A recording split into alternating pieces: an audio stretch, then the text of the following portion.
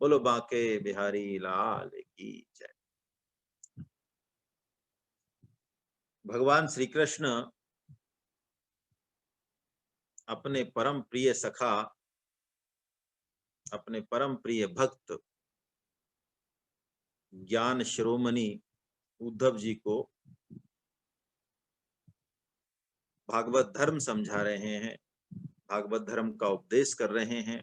और उद्धव जी के कहने पे जैसा जैसा वो प्रश्न कर रहे हैं, उत्तर के रूप में वो हम जीव मात्र के लिए उपदेश कर रहे हैं।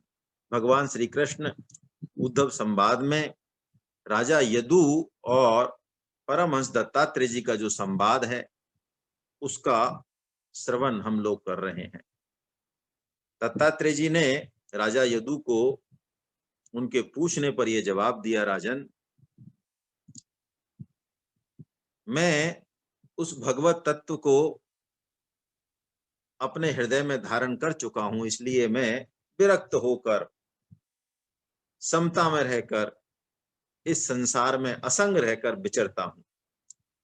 और ये शिक्षा मैंने कहां से ली, तो उन 24 गुरुओं का वर्णन हो रहा है। कल पिंगला नाम की जो वैश्या थी उसको उन्होंने अपना 17वां शायद गुरु बताया। और पिंगला ने जब भौतिक जगत की मरण धर्मा संसार की आशा छोड़ दी और प्रभु कृपा से उसके हृदय में निर्वेद यानी वैराग्य प्रकट हुआ, तो मानो सुख का सोता, सुख का भंडार जो हम सबके हृदय में है, उससे उसका परिचय हो गया। और वो कहती है, आशा ही परमम दुखम नैराश्यम परमम सुखम यथा संचिध्य कांतासाम सुखम सुस्वाप पिंगला।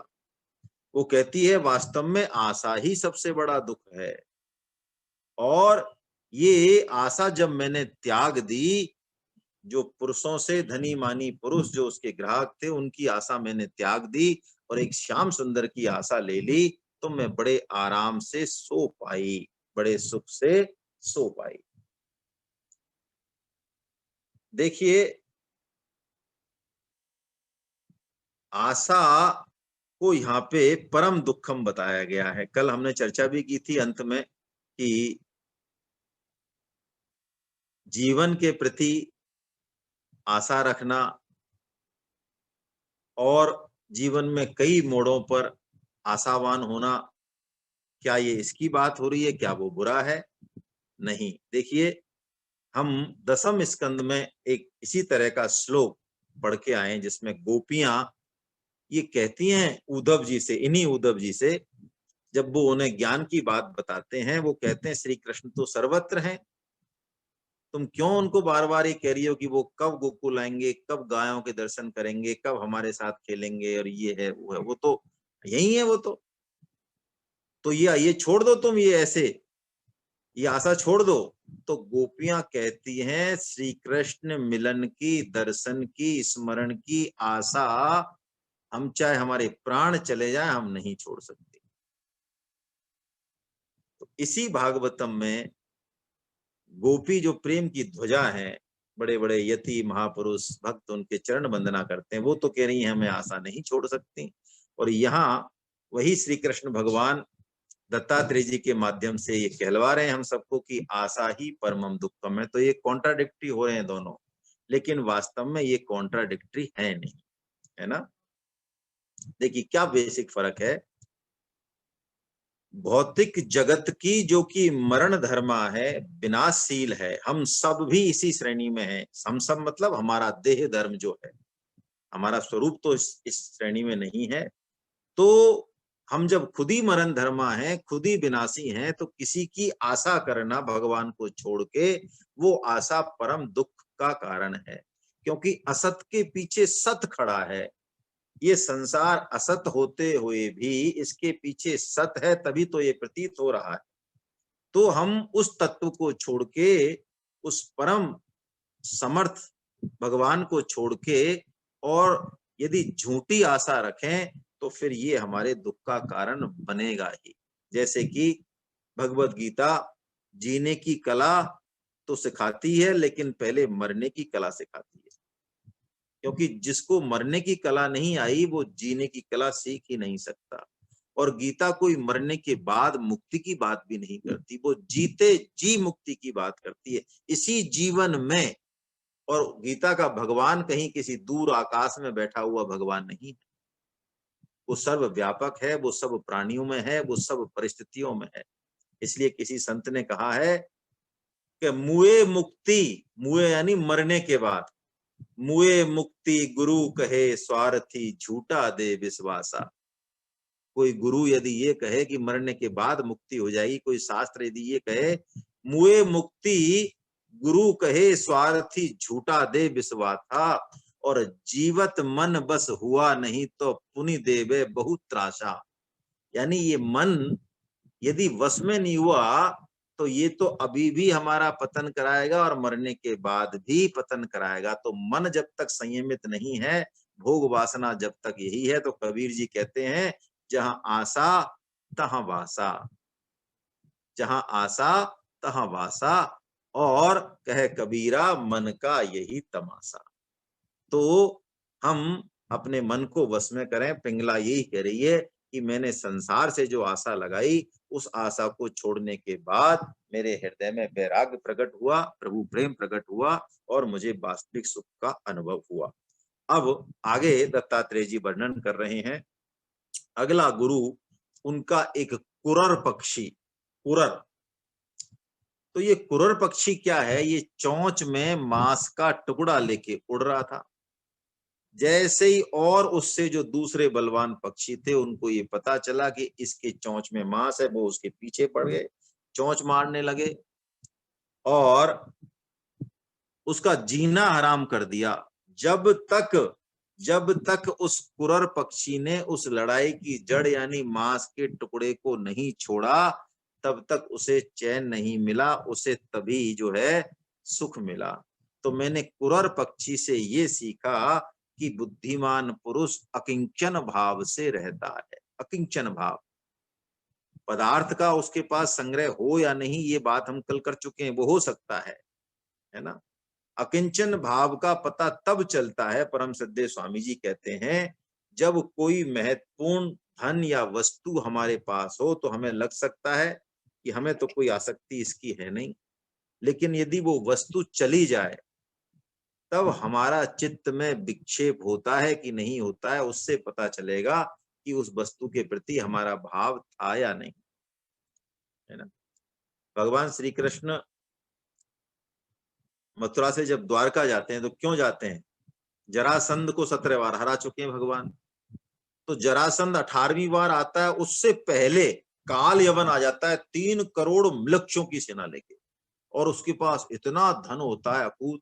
तो भगवान काल यवन का तो वध मुचकुंद गुफा में करवा देते हैं, आपको पता ही है, मैं शॉर्ट में ले रहा हूं। और उसके बाद वापस आते हैं और उसकी सेना का संहार करते हैं, और इतना सारा धन होता है उस कालेवन की सेना के पास कि भगवान हजारों बैलगाड़ियों में उस धन को भरते हैं। इतने में जरासंध आ जाता है। तो भगवान को लीला करनी थी, इस बार जरासंध से हारना ही था, रणछोड़ दास। तो भगवान उस बैलगाड़ी समेत जो धन था उसमें उनकी कोई कामना तो थी नहीं, आसक्ति तो थी नहीं, उसको छोड़ के ऐसे भागे पैदल ही कि ना, कि जरासंध ने खूब कहा, अरे डरपोक रणछोड़ दास कहाँ जा रहे हो, कुछ तो शर्म करो। लेकिन भगवान जो है सब कुछ छोड़ छाड़ के भागे। तो वो ये कह रहे हैं कि मैंने ये उससे अकिंचन होने की शिक्षा ली। अगला गुरु मेरा बालक। बालक में क्या भाव होता है?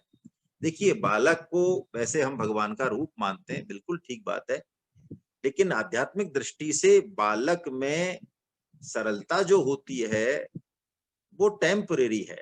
सिद्ध की सरलता में और बालक की सरलता में बहुत फर्क है। क्या फर्क है?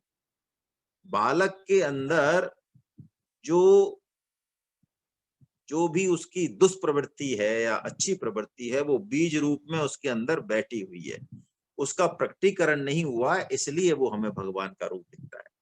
तो वो कह रहे हैं कि मैंने बालक से ये शिक्षा ली कि बालक जैसे अपने आप में ही मस्त रहता है, है ना, अपने आप से ही खेलता रहता है, आत्म क्रीड़ा आत्मरति, है ना। तो ये सिद्ध महात्मा होते हैं, वो अपनी आत्मा, क्योंकि भूमा सुख यही है, इससे बड़ा कोई सुख है नहीं, वो अपनी आत्मा में ही रमन करते हैं। और इसी बात को लेके भगवान का नाम भी आप्त काम है, आप आत्मा राम है, आत्म तृप्त है। और देखिए ये रति शब्द जो है ना, हालांकि आधुनिक समय में ये शब्द बिगड़ गया, लेकिन रति शब्द गीता का तो बहुत प्यारा शब्द है। जब भी भगवान रति शब्द का गीता में प्रयोग करते हैं तो उसका विशेष मतलब है। जब भगवान 18वें अध्याय में संपूर्ण गीता को पुनः कहते हैं, कर्म योग को भी पुनः कहते हैं, तो भगवान 18.45 और 46 में इसी रति का भगवान यूज करते हैं कि हमें अपने कर्मों से भगवान को प्रसन्न करने का भाव होना चाहिए, एक उत्साह, एक रति होनी चाहिए हमें, तो हमारा उन कर्मों से भगवान का पूजन हो जाएगा। तो ये रति, वो कहते हैं मैंने ये आत्मा राम होना, ये मैंने एक बच्चे से सीखा। भोला वाला निश्चेष्ट नन्हा सा बालक, वो ऐसा लगता है जैसे कि गुणातीत पुरुष हो। देखिए गुणातीत पुरुष में और बालक में मैंने आपको निवेदन किया, बहुत फर्क है। गुणातीत पुरुष तो गुणों के बंधन से परे चला गया है, बालक तो जब बड़ा होगा तो गुणों के बंधन में आ जाएगा। गुण क्या है? त्रिगुण है, सत रज तम, और गुण का एक अर्थ है बंधन, बांधना। अब आप समझेंगे क्या मतलब है इसका। देखिए ये संपूर्ण संसार गुणों का ही राज्य है, हमें राग और द्वेष दोनों से ही बचना चाहिए। हमें सतो तमो से रजो और रजो से सत में जाना है, लेकिन फिर भी हमें राग और द्वेष नहीं रखना। ये बहुत महत्वपूर्ण बात है जो गीता समझाती है। सतो में जाना है, सतो बहुत अच्छा है, सत्कर्म अच्छे हैं, परोपकार अच्छा है, ये तो सब बढ़िया है, ये तो समझ में खूब अच्छे से आता है। लेकिन सतो गुण भी बांधने वाला है, ये गीता बहुत स्पष्ट रूप से कहती है 14.6 में। वो ज्ञान की आसक्ति से बांधता है, रजोगुण राग से बांधता है, क्रिया बांधने वाली नहीं होती है, रजोगुण राग से बांधता है, तमोगुण मूढ़ता से बांधता है। जैसे कि हम विश्राम करें, नींद लें, वो बांधने वाला नहीं है, वो जरूरी है। तो तीनों गुण संसार में रहते हुए जरूरी हैं, लेकिन उनके बांधने का जो तरीका है उस तत्व को हमको समझना पड़ेगा।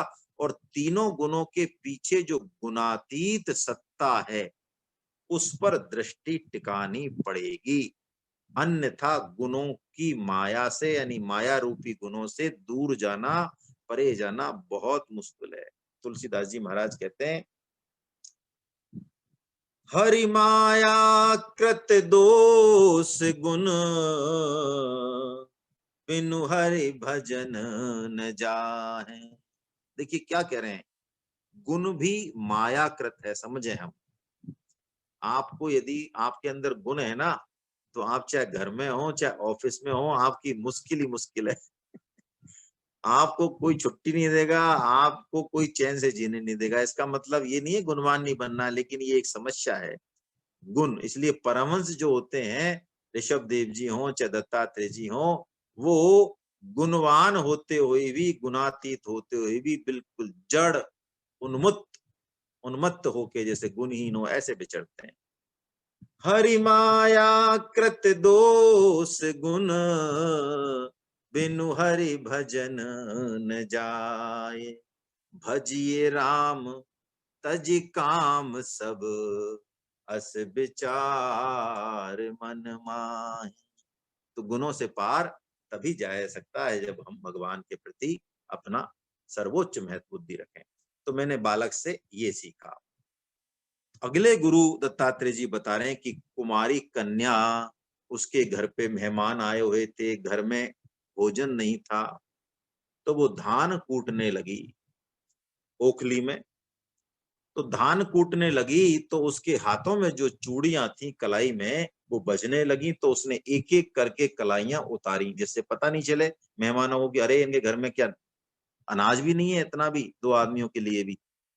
तो कहते हैं दत्तात्रेय जी, मैं भी वहीं था, मैंने इस घटना को देखा, उसने 2-2 चूड़ियां रहने दी, तब भी उसने धान कूटा तो फिर भी थोड़ी बहुत आवाज तो आने लगी, तो उसने एक एक चूड़ी और खोल दी। तो क्या हुआ, अब एक चूड़ी रह गई, अब किसी तरह की आवाज नहीं आई। तो मैंने इससे ये शिक्षा ग्रहण की कि जब बहुत लोग एक साथ रहते हैं तब कलह होती है, दो में भी बातचीत होती है ना। 3 तिगाड़ा काम बिगाड़ा, है ना, ऐसा हमने सुना था बचपन में, एक थी, 2 और 3 4 की मुझे याद नहीं आ रहा है। तो इसलिए साधक को अकेले ही विचरना चाहिए, है ना। देखिए, वैसे तो इसका जो भौतिक अर्थ या शाब्दिक अर्थ है वो भी अपने आप में जरूरी है। हम में से अधिकतर लोग प्राय अकेले यात्रा पर जाने में या अकेले कहीं रहने में घर में उनको बड़ी बोरियत होती है। अकेले में एकांत में ही अंतर यात्रा शुरू होती है। लेकिन गीता में जो इसका भाव है एकांत का, वो अनन्यता को लेकर है। क्योंकि एकांत तो आज के जमाने में मिलना बहुत मुश्किल है, आगे मिल जाएगा, लेकिन फिर 24 घंटे साधन करने वाला जो साधक है ना, वो इस तरह भौतिक रूप में इसके अर्थ को ग्रहण नहीं करता। एक ही रहे, दूसरे सबका अंत हो जाए, क्योंकि दूसरा है तो विक्षेप है, वो असली एकांत है। जैसा कि भगवान ध्यान योग में 6.10 में 4 या 5 जो है वो बताते हैं, योग्यता बताते हैं, वो होनी जरूरी है, तभी हम ध्यान कर पाएंगे, है ना। तो एकांत का मतलब है एक के अलावा सबका अंत। मन वाणी शरीर, शरीर का एकांत संभव नहीं हो तो वाणी का एकांत शुरू करें, और वाणी से एकांत से भी सबसे ज्यादा जरूरी है मन का एकांत। यदि हम 2 साधकों में 5 साधकों के बीच में भी भगवत चर्चा कर रहे हैं, भगवत चिंतन कर रहे हैं, तो हम अकेले ही हैं। क्योंकि विक्षेप तो दुजाती वस्तु को लेकर होता है, सजातीय वस्तु को लेकर विक्षेप नहीं होता है। हम मूल रूप में भगवान के अंश हैं। हम इस भाव से इस शब्द की व्याख्या करें। नामदेव जी को कुत्ता आ जाता है तब भी विक्षेप नहीं होता, उनके लिए कोई दिक्कत नहीं है, उनका एकांत भंग नहीं होता है, क्योंकि वो कुत्ते में भी भगवत दर्शन कर सकते हैं। तो इस भाव से हम देखें तो वैसे मैं आपको इसलिए इस बात को निवेदन कर रहा हूं कि नया जो साधक है उसको शास्त्रों ने ये आज्ञा दी है कि वो एकांत वास नहीं करे जब तक उसकी मन बुद्धि और इंद्रियां संयमित नहीं। हमारा सबका ये अनुभव होगा, आप शायद इसको मानेंगे, जब भी काम का या दुष्प्रवृत्ति का आक्रमण होता है वो एकांत में ही होता है। एकांत नए साधक के लिए या जो साधक अजितेंद्रिय है उसके लिए महान पतनकारी है। वो कभी भी एकांत नहीं जाए, वो तो अपने से बड़े जो साधक हैं, गुरुजन हैं, वैष्णव हैं, घर में बड़े बूढ़े हैं, उनका साथ करे, उनके साथ रहे। ऐसी दुष्प्रवृत्ति भी मन में आए, कामना आए, तो एकांत छोड़ के तुरंत उनके पास आ जाए, उल्टा, है ना। चलिए, अब वो कह रहे हैं दत्तात्रेय जी, मेरे अगले गुरु, मैंने एक बाण बनाने वाले को देखा, मुझे आश्चर्य हो गया, वो बाण बनाने वाला उस बाण को बनाने में इतना तल्लीन था कि उसके घर के सामने से एक बारात निकल गई। उसमें खूब ढोल ढमाके हो रहे थे, दलबल के साथ राजा की सवारी निकल गई, लेकिन उसको उस सवारी के निकलने का पता तक नहीं चला। आहा, कैसी बढ़िया बात है। देखिए, अर्जुन तो भगवान जब ध्यान योग का वर्णन करते हैं तो अर्जुन तो कहते हैं, चंचलम ही मना कृष्णा प्रमाथी बलवत दृढ़म तस्याहम निग्रहम मन्ये वायोरिव सो दुष्करम। हे प्रभु, आपने बड़ा लंबा चौड़ा ध्यान योग बताया, बिल्कुल बढ़िया बताया, लेकिन मैं तो इस मन को वश में करना बहुत मुश्किल मानता हूं। देखिए गीता का भाव समझिए, रिकमेंडेशन समझिए। ध्यान बहुत आवश्यक है, लेकिन ध्यान का आश्रय भी जब तक भगवत कथा नहीं होगी, भक्ति नहीं होगी। भक्ति छाता है, भगवान की कृपा का छाता है। तो मन को या चित्त को वश में करना अर्जुन ने कठिन माना, लेकिन देखिए रावण और कंस का उदाहरण लो। उनका चित्त, उनका मन बस में तो नहीं था, लेकिन यदि भगवान से उन्होंने संबंध मान लिया तो उनका चित्त और उनका मन तन में हो गया। उनको वही फल मिल गया जो बड़े बड़े योग और ध्यान से मिलता है।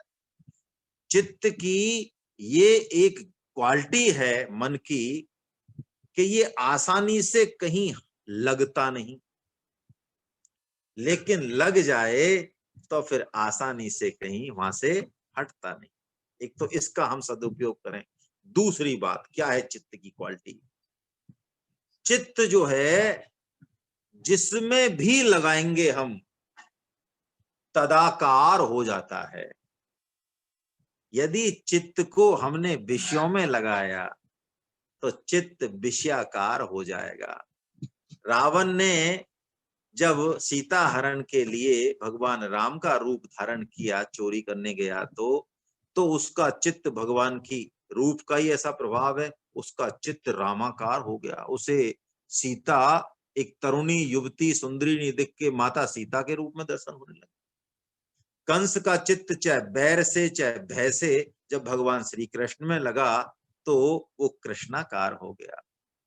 तो इससे एक बहुत बड़ी शिक्षा मिलती है कि मन को या चित्त को वश में करना या उसको तन में करना, इसके लिए सबसे जरूरी बात है कि हम एक उद्देश्य बना लें, दृढ़ उद्देश्य बना। जैसे बाण बनाने वाले का उद्देश्य है कि ये बाण ठीक करना है, बस भगवान से संबंध बना लें, चाहे वो संबंध कैसे भी हो, हम तो प्रेम से ही बनाए। यदि उद्देश्य दृढ़ हुआ तो आदमी की तल्लीनता, तन्मयता स्वतः ही हो जाएगी। जैसे कि परम श्रद्धेय स्वामी जी महाराज कहते हैं कि जब व्यापारी रात को शाम को दुकान बंद करते समय, बढ़ाते समय जब अंक मिलान करता है, तो अंक मिलान करते समय वो इतना तल्लीन हो जाता है कि बस अंक रह जाते हैं और बही रह जाती है, सेठ जी कहीं नहीं रहते वहां। तो ऐसे ही ये बाण बनाने वाला है ही नहीं यहाँ, वो क्रिया ही क्रिया रह गई। ये मैंने बाण बनाने वाले से सीखा, है ना। और कलयुग में तो इसका सबसे बढ़िया तरीका नाम जप। हरे नाम हरे नाम हरे नाम केवलम कलो नास्तिये नास्तिये गतिरन्यथा। देखिए इसमें 3 बार जो ये नास्तिये नास्तिये आया है ना, इसका संतों ने बड़ा अच्छा भाव बताया। एक बार से भी काम चल जाता। इसका मतलब कलयुग में देखा जाए, सच्चा सच्ची सच्ची बात देखी जाए तो ना तो हम कर्म योग के योग्य हैं। कर्म योग की जो क्वालिटी चाहिए, वांछित योग्यता चाहिए, वो आप विचार कर लें और फिर देख लें योग्य हैं क्या। ना हम ज्ञान योग के योग्य हैं और ना हम भक्ति योग के योग्य। सत्संग, कथा श्रवण, नाम जप, ये ही हमें हमारी रुचि के अनुसार किसी भी योग के योग्य बनाएगा। कलयुग केवल नाम आधारा, सुमिर सुमिर नर उतर पारा। चहु जुग चहु श्रुति नाम प्रभाऊ, कलि विशेष नहीं आने पाऊ। शायद मैं गलत बोल गया। चहु जुग चहु श्रुति नाम प्रभाऊ, पता नहीं क्या है, गलत बोल गया हूँ। कलयुग में विशेष प्रभाव है नाम का। तो मन को वश में करने का ये अचूक मंत्र है, इसको हम ध्यान रखें। अगले गुरु दत्तात्रेय जी महाराज बता रहे हैं कि मैंने सांप से भी शिक्षा ली। अरे अच्छा, सांप से भी शिक्षा ले ली महाराज। देखो आप, जो भी दिख रहा है सबसे शिक्षा ले रहे हैं।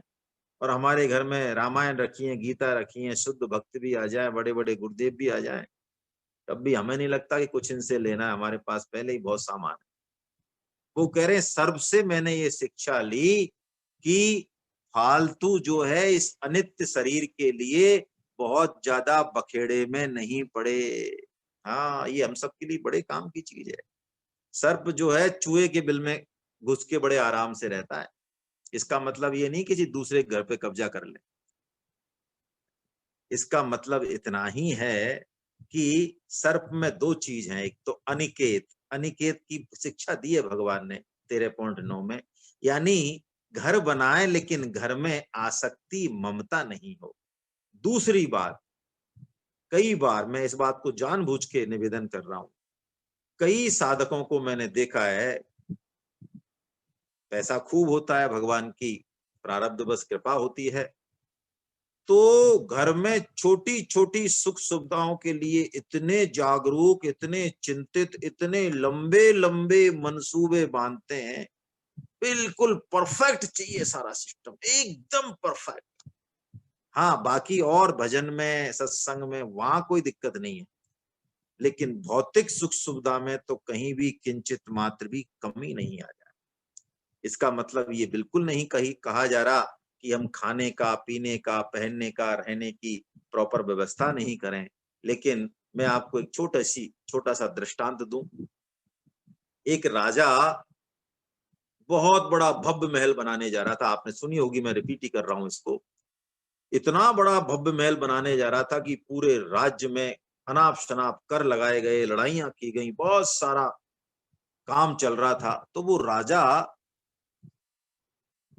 वो अपने महल, अभी पुराने महल की छत पे खड़ा था, तो उसको नीचे से एक ऋषि अपने सिर पर चटाई लिए हुए जाते दिखाई दिए, बड़े मस्त, एकदम गर्मी पड़ रही थी। उन्होंने कहा अरे ये बड़ा इतना आनंदित, चटाई लेके, और एक लंगोटी लगा रखी है मात्र, और इतनी बड़ी बड़ी जटाएं इसकी, क्या है ये? बुलाया उनको। लोमस ऋषि थे वो। लोमस ऋषि की आयु कितनी है? सही चौपाई है। अच्छा, सही है क्या चौपाई? मुझे ऐसा लगा शायद गलत है। Thank you Mahavir ji. तो लोमस ऋषि थे। लोमस ऋषि की आयु का आपको पता है? लोमस ऋषि की आयु का पता लगाने के लिए पहले ब्रह्मा जी की आयु का पता करना पड़ेगा, जो कि 8वें अध्याय में भगवान ने बताई है, 8.16 से और 18 तक है। ब्रह्मा जी की आयु, ये कलयुग, द्वापर, त्रेता और सतयुग, ये एक बार घूम जाए और 2 बार घूम जाए तब ब्रह्मा जी का एक दिन बनता है 24 घंटे वाला। ऐसे ब्रह्मा जी के महीने, वर्ष और 100 वर्ष। तो जब एक ब्रह्मा जी की आयु पूरी होती है तो वो लोमस जी एक बाल गिराते हैं, एक बाल गिर जाता है उनका, सोते। तो राजा ने कहा महाराज आप जो है क्यों नहीं अपने लिए कुछ व्यवस्था, हम देखो हमारा। तो लोमस जी ने कहा अरे देखो ये शरीर अनित्य है ना, अल्टीमेटली इसको जाना है, तो क्या इसके लिए फालतू समय बर्बाद करना। मेरा काम इस चटाई से चल जाता है, पेड़ पौधे, भगवान, प्रकृति, आकाश है, बहुत आराम से मेरा, क्यों ना भजन में मैं विक्षेप नहीं चाहता। ओ हो। राजा ने तुरंत, सत्पुरुषों के संग का यही फायदा है, तुरंत राजा ने अपना विचार त्याग दिया और उसने कहा ये मेरा जो महल है ये क्या कम है, बहुत बढ़िया है, मैं लोगों पे ऐसा अत्याचार नहीं करूंगा। संत मिलन से हमेशा जो है फायदा ही फायदा है। अब दत्तात्रेय जी कह रहे हैं कि मैंने मकड़ी से भी शिक्षा ली, बड़ी प्यारी शिक्षा मकड़ी से तो। आहा, देखिए सच्चिदानंद घन परम ब्रह्म परमात्मा कैसे हैं, उनमें स्वगत, सजातीय, विजातीय, इनकी तीनों की चर्चा हम कर चुके हैं। कोई भी भेद नहीं, भेद दृष्टि हमारी है, मन बुद्धि इंद्रियों की सीमितता है, इसलिए हमें भगवान में भी, उस तत्व में भी नानात्व मानकर भेद बुद्धि करके वर्णन करना पड़ता है। क्या करें, तो कम से कम कुछ तो उनकी तरफ चलें, वरना उस तत्व का कैसे वर्णन हो बताइए।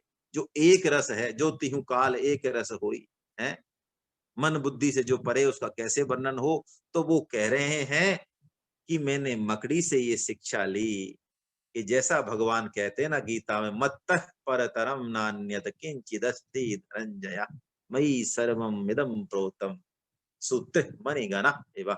भगवान कहते हैं अर्जुन, अब मैं तेरे को क्या बताऊं, है ना। बात तो सही है, मैं सारथी हूं, अभी ड्राइवर हूं तेरा, लेकिन इस जगत में तुम अर्जुन हो, मैं श्री कृष्ण हूं, लेकिन सच तो ये है कि मन बुद्धि इंद्रियों से, आंखों से, कानों से जो कुछ सुनाई दे रहा है, दिखाई दे रहा है, वो मेरे अलावा और कुछ है ही नहीं।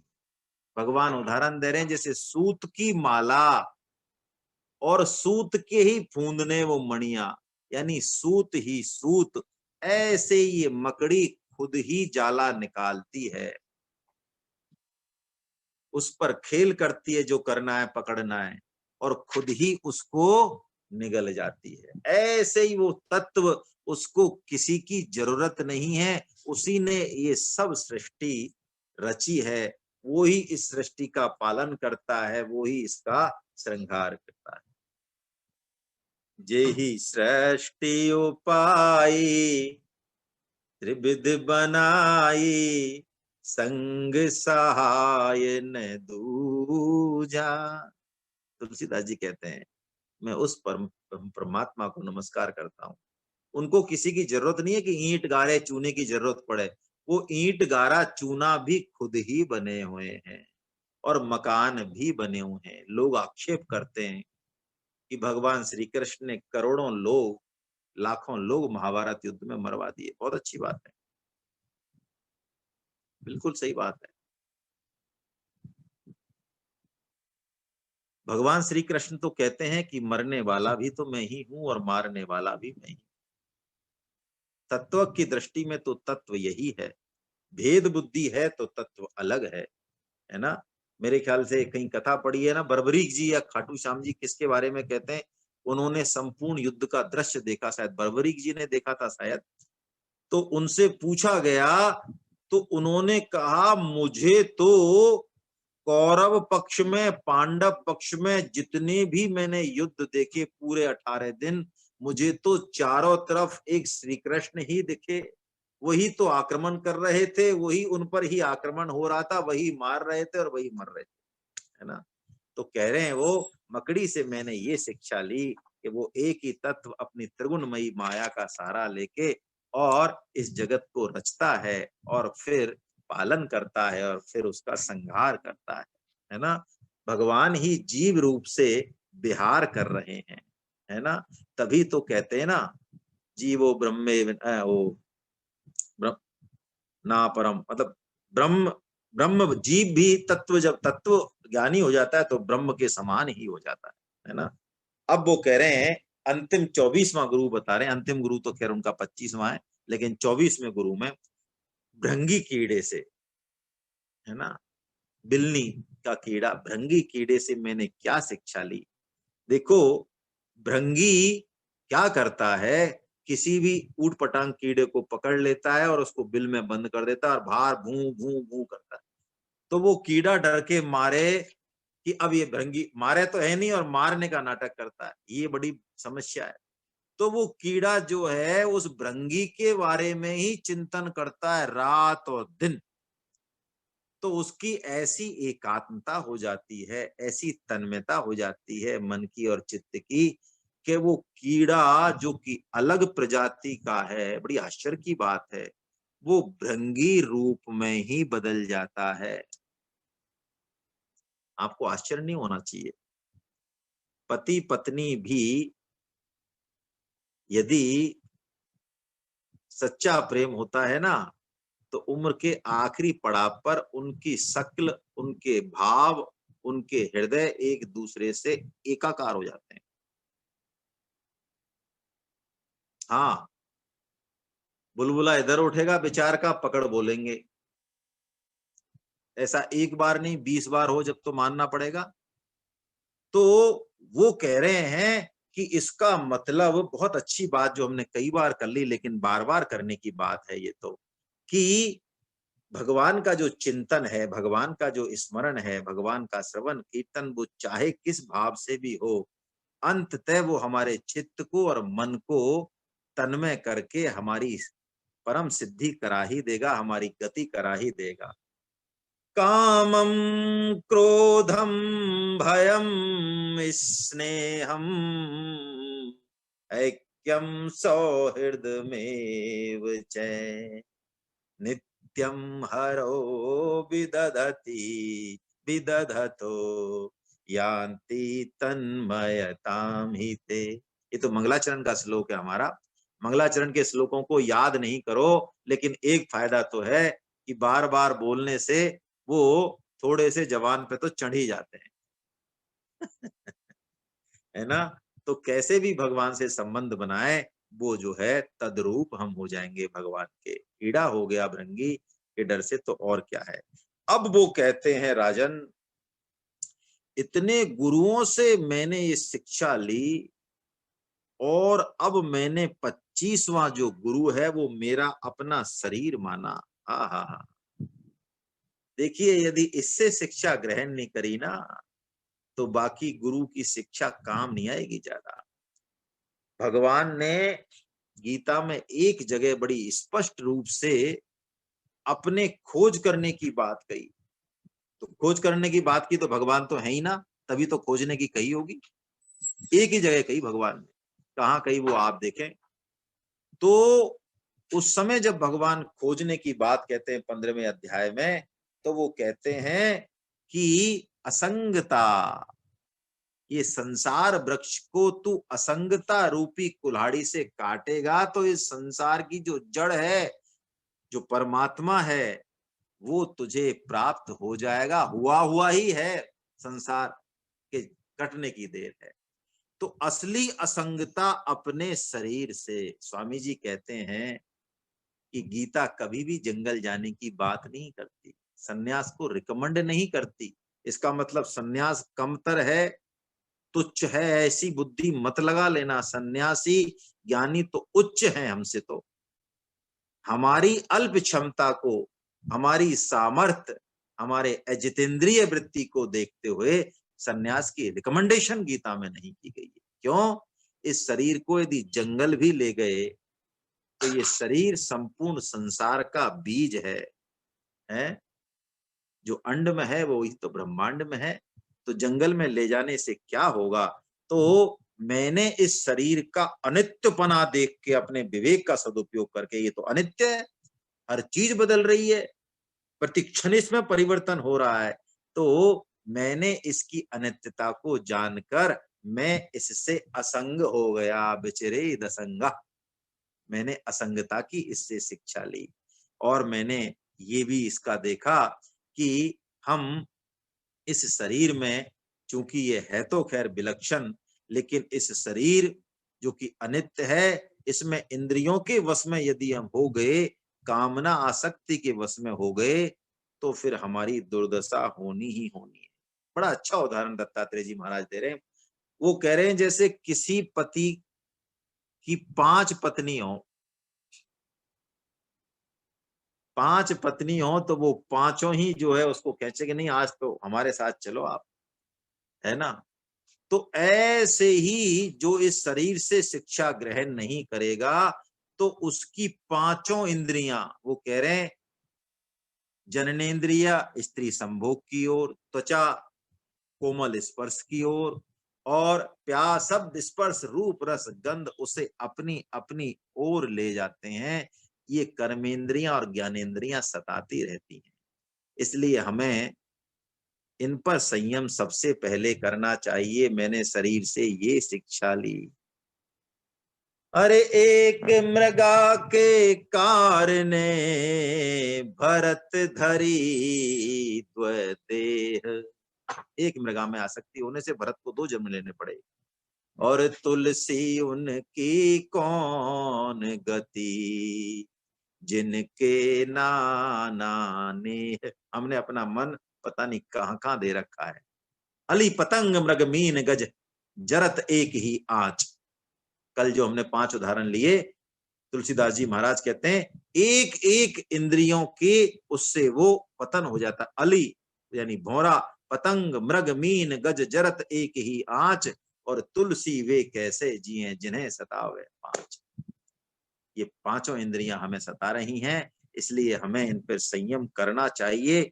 यदि संयम नहीं किया, इनको कहीं भगवान की कथा, भगवान का विग्रह, भगवान की सेवा यानी भगवत आधार इनका आश्रय नहीं लिया, भगवत विषय नहीं बनाया इनका, तो ये हमारा पतन करा देंगी। स्वामी जी कहते हैं कि गाय को हरी हरी घास यदि ज्यादा दिखे ना, गाय को, पशु को, ये स्वामी जी ने कहा है, जब अच्छी खासी फसल होती है तो पशु उन दिनों बहुत ज्यादा खोते।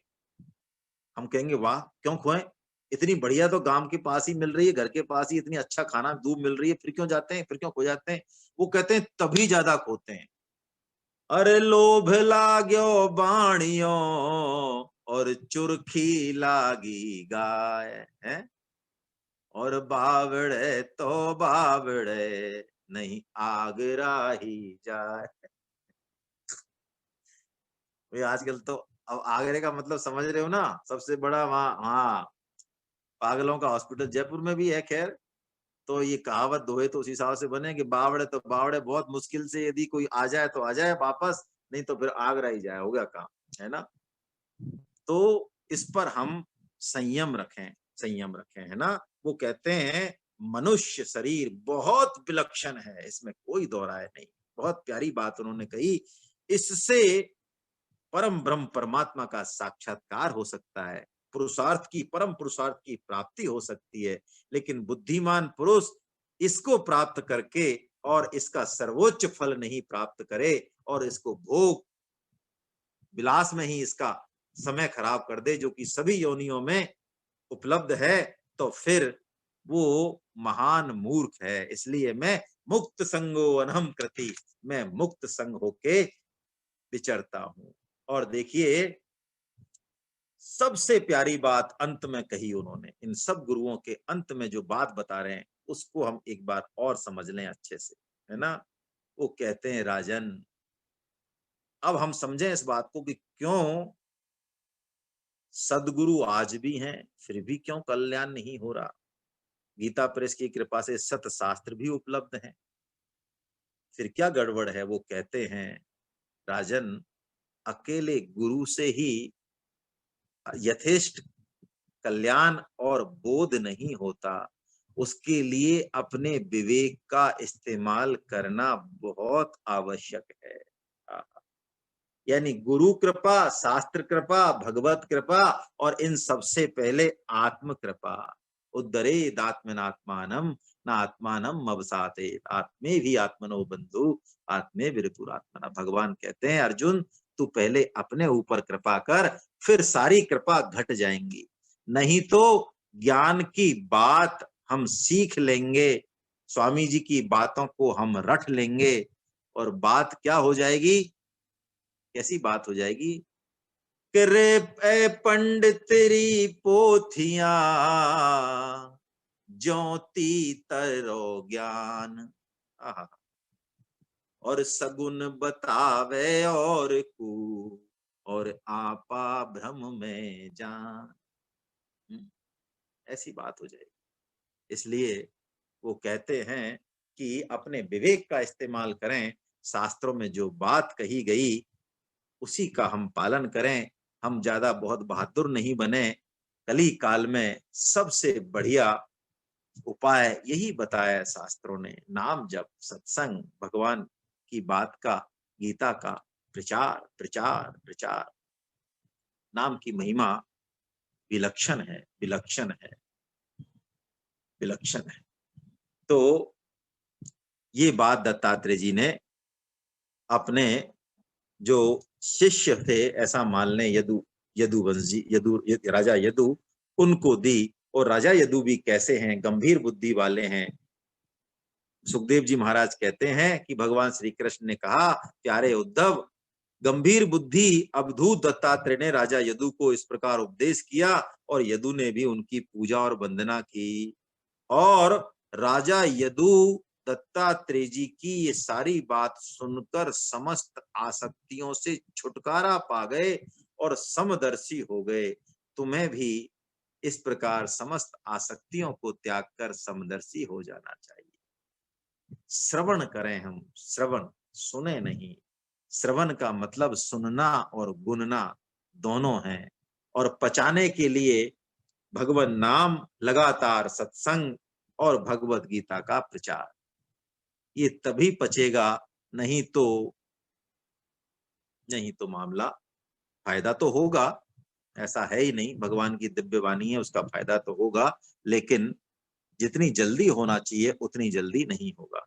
तो नाम की महिमा बहुत विशेष है।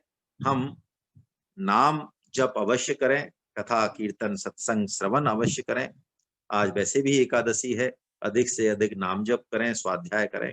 और भगवत गीता का प्रचार के लिए जो हमें महावीर बंसल साहब ने निवेदन किया है उसको ध्यान में रखें। देखिए, थोड़ा सा पेन लिया करें आप, है ना।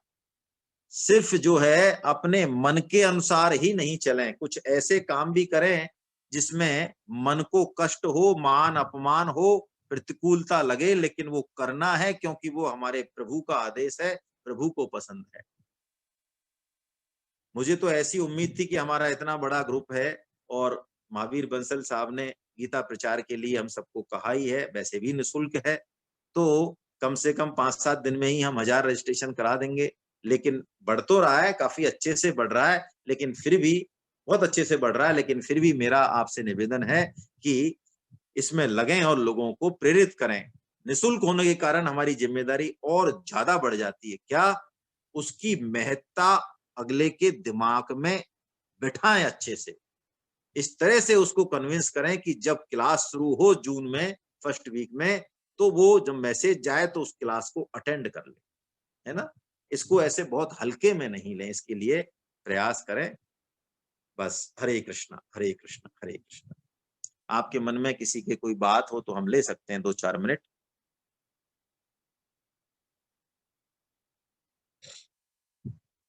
आप हैंड रेज कर दें, कोई बात यदि आपको कहनी है, कोई टिप्पणी करनी है या कोई शंका भी है।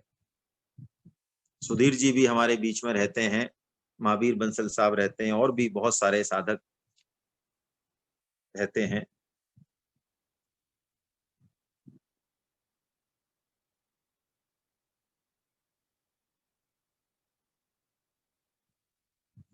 कुलदीप दादी साहब, बहुत बढ़िया। दादी साहब अपने आप को अनम्यूट कीजिए।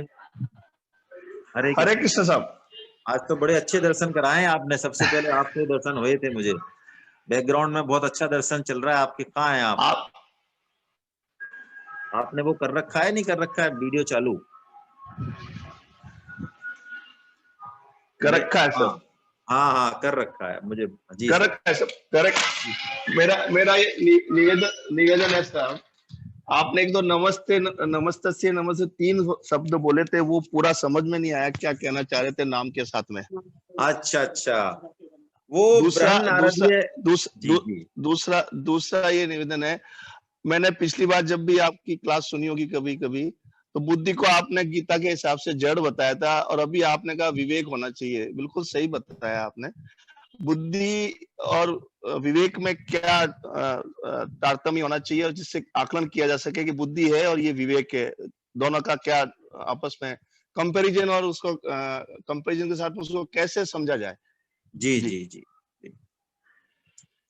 देखिए, विवेक जो है ना, वो प्रत्येक जीव को प्राप्त है, अनादि प्राप्त है। अनादि मतलब ऐसा नहीं है कि आपको मिल गया और मुझे नहीं मिला, किसी और को मिल गया किसी को नहीं मिला, ऐसा नहीं है, है ना। विवेक सबके जी पास है। विवेक क्या है कि हम अपना अच्छा बुरा सोच सकते हैं, ठीक है, अपने बारे में जिज्ञासा प्रकट कर सकते हैं। आपको बड़ा आश्चर्य होगा, और दूसरी योनि जो है ना, बस वो जी रही हैं, वो बीइंग हैं, उनको ये नहीं पता कि हम कौन हैं, कहां से आए, क्या होने वाला है आगे, हम कहां जाएंगे, पहले क्या थे, ये सब जिज्ञासा हम ही कर सकते हैं, क्योंकि विवेक हमें मिला हुआ है। बुद्धि जड़ है, लेकिन यदि विवेक का सहारा लिया जाएगा तो बुद्धि बहुत काम की चीज है, क्योंकि बुद्धि तर्क करती है, एनालिसिस करती है, बहुत जरूरी है। लेकिन बुद्धि को यदि विवेक का सहारा नहीं है, सत का सहारा नहीं है, तो वो बुद्धि बहुत बड़ा पतन करने वाली साबित होगी। हम पहले अपने जीवन का लक्ष्य बनाएं, इस मनुष्य जन्म की दुर्लभता पहचाने, बस। फिर किसी से डरने की जरूरत नहीं है। फिर मन है तो, इंद्रियां है तो, बुद्धि है तो, ये सब भगवान की सेवा में लग जाएंगी, और ये पतन नहीं कराएंगी, बल्कि हमारा कल्याण कराने में सहायक हो जाएंगी। दी ही इसलिए है, लेकिन जो मूल है उसको तो पकड़े नहीं, और ऊपर ही ऊपर संसार का सुख, शरीर का सुख, भोगों का सुख, इसके लिए ही मन बुद्धि इंद्रियों को यूज करते रहे, तो ये सब हमें नरक में ले जाएंगी। तो विवेक बुद्धि का भी जानने वाला है, उसको भी, ठीक है ना। विवेक बुद्धि, जैसे देखिए, जी, मन आंख से सूक्ष्म है, कान से सूक्ष्म है, यानी कान या आंख जब काम करेगी, जब मन वहां होगा, नहीं तो करेगी क्या? नहीं, नहीं करेगी। मन को बुद्धि जानने वाली है, ठीक है। यानी बुद्धि पीछे होगी तो मन काम करेगा। बुद्धि को जानने वाला अहम, अहम को जानने वाला विवेक, विवेक सबको जानता है, तो वो मूल है, वो जड़ नहीं है, वो चेतन है, ठीक है। ये तो हो गया फर्क। और दूसरी बात जो आपने कही कि जो बृहद नारदीय पुराण का जो वो बोला था कि हरेर नाम हरेर नाम केवलम, कलो नास्त्येव नास्त्येव नास्त्येव गतिरन्यथा। ये श्लोक ये कह रहा है कि कलयुग में और कोई रास्ता नहीं है, केवल हरेर नाम हरेर नाम केवलम। इसके संतों ने कुछ विशेष अर्थ बताए, वो आपने प्रश्न पूछा है तो मैं निवेदन कर देता हूं, मेरा मन कर रहा है। एक तो ऐसा मान ले कि तीनों योगों में हरेर नाम ही आधार है, उस योग को पूर्णता पर हरेर नाम ही पहुंचाएगा, भगवत कृपा ही पहुंचाएगी। भगवत कृपा के बिना कोई सा भी योग सिद्ध नहीं होगा। दूसरा विशेष भाव यह है, नास्त्येव नास्त्येव नास्त्येव 3 बार कहा, यानी तीनों योगों को साधना इतना आसान काम नहीं, इतना आसान काम नहीं है। इसका मतलब हम इन तीनों में से किसी में नहीं जाएंगे, ये मतलब नहीं निकालना है। हमें तीनों में जी, से ही किसी से एक जो हमारी रुचि को जमेगा, उसी से ही हम जाएंगे। रास्ते ही 3 हैं, लेकिन इनके पीछे की जो ताकत है उसको हम समझें, ये इसका मतलब है। बहुत ही बढ़िया कुलदीप जी, आज आपने बात पूछी है। मेरे ख्याल से आप संतुष्ट हैं, या कोई और बात आपके मन में? इसका मतलब है कि हरि नाम, राम नाम, जो भी नाम जप करते जाओ, तीनों में से कोई भी साधन, जैसा भी गति होगी वो मिल जाएगा। ज्यादा अगर इस बिल्कुल भौतिक बिल्कुल संसार में इन्वॉल्व होने की वजह, मतलब कौन सा योग में जाना है उसको ज्यादा ना सोचे, राम नाम का या जो भी कृष्ण का नाम लेना उसको लिए जाओ, अपना आप गति जो भी होनी प्रभु की इच्छा से होती जाएगी। बिल्कुल, बहुत बढ़िया। हरेर नाम, भगवान का नाम लेते जाएं जो पसंद आए, और कोई डरने की जरूरत नहीं है। संसार में ही रहना है, संसार के ही काम करने हैं, सब रिश्ते नाते निभाने, जिम्मेदारी निभानी है, लेकिन जिसको पकड़ना है उसको पकड़े अंदर से। बहुत बढ़िया, बहुत अच्छा। धन्यवाद। गोविंद हरे कृष्ण। जय हरे जय, गोपाल जय जय।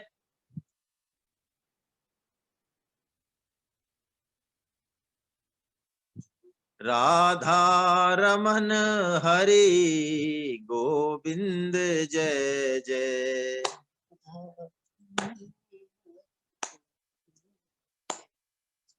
गोविंद जय जय, गोपाल जय जय। जय जय गोपाल जय जय। राधा रमन हरि गोविंद जय जय।